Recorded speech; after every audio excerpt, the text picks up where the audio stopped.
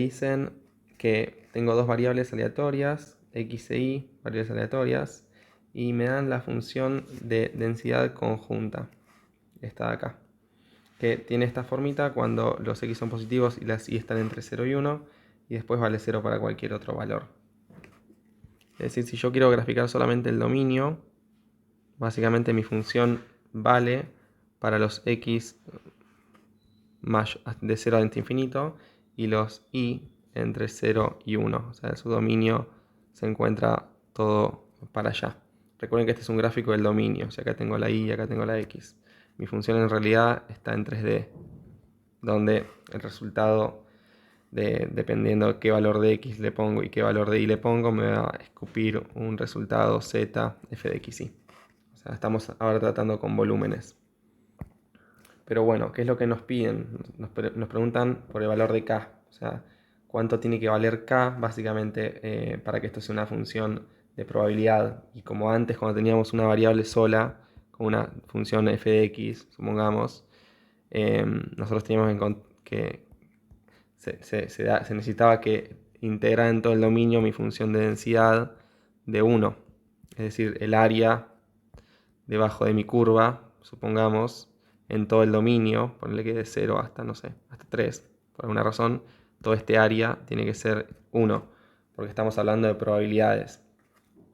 Entonces, cuando nosotros preguntábamos cuál es la probabilidad de que pase cualquier evento que es probable, bueno, recordemos que la probabilidad del espacio muestral tiene que ser 1, así que es una analogía un poco con eso.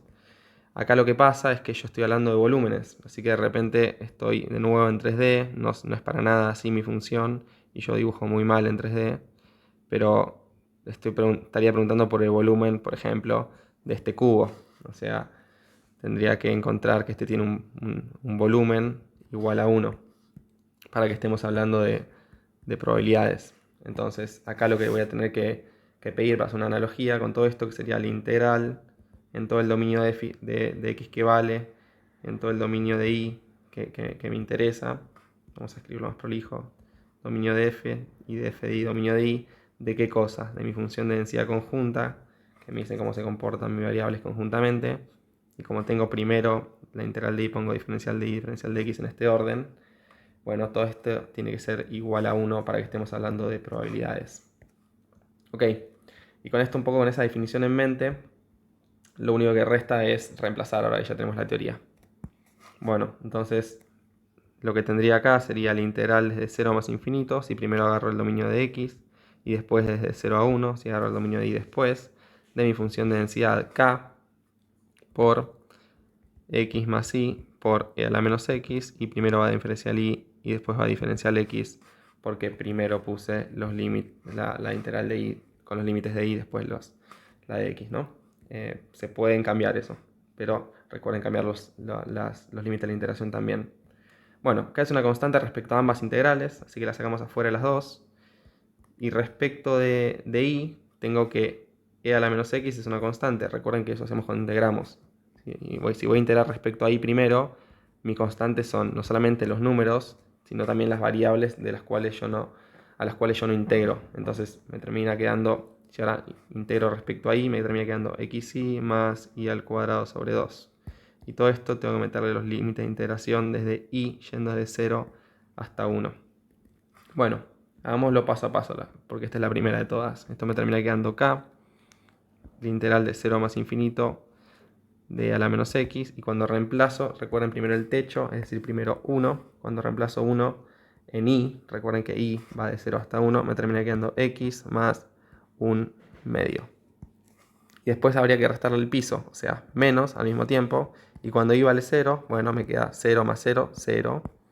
Así que este sería, así me quedaría mi techo menos piso.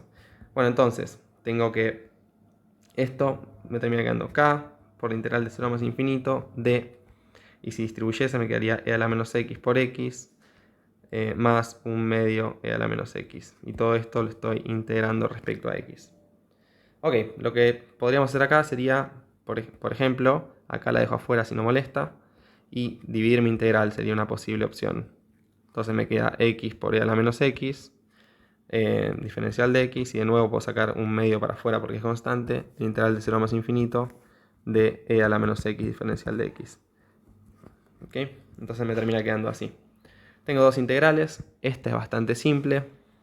La integral de e a la menos x termina siendo menos e a la menos x, y la respuesta de esto es porque la derivada de menos de e a la menos x respecto de x es igual a menos e a la menos x por menos 1, o sea, e a la menos x. O sea, llego a lo mismo que está dentro de mi argumento de la integral. Recuerden que son caminos inversos la derivada de la integral. Pero mi segunda opción es un poco más complicada, porque yo acá tengo dos funciones.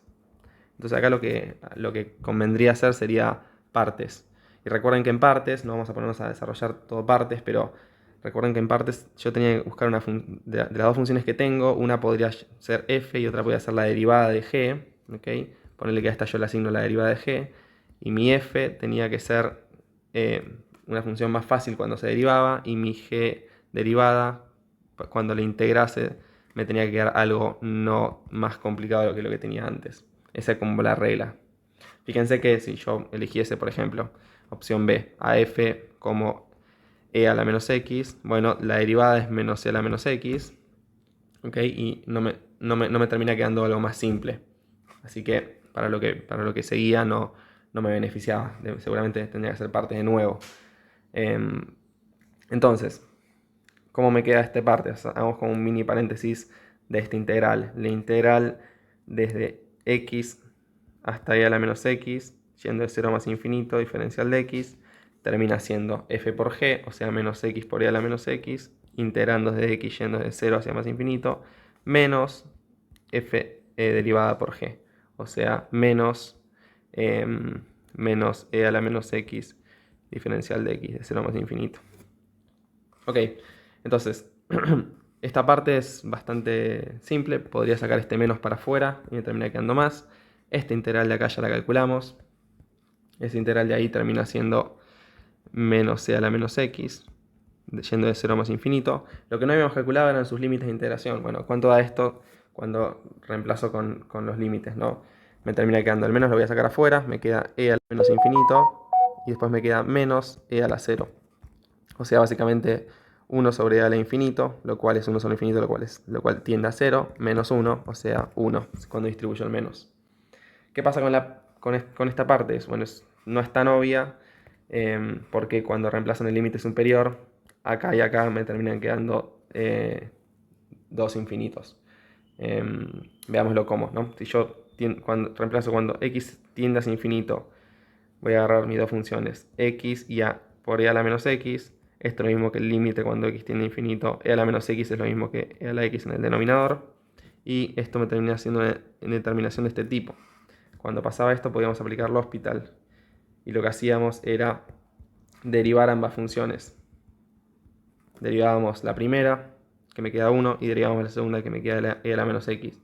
Y ahora sí reemplazábamos la x cuando tendía hacia lo que tendía, y me termina quedando que esto es igual a 0. Y esto tiene sentido porque una función lineal, como ser x, cuando x se va hacia el infinito, bueno, crece más lento que una función exponencial, ponele que este sea la x, cuando x se va hacia el infinito.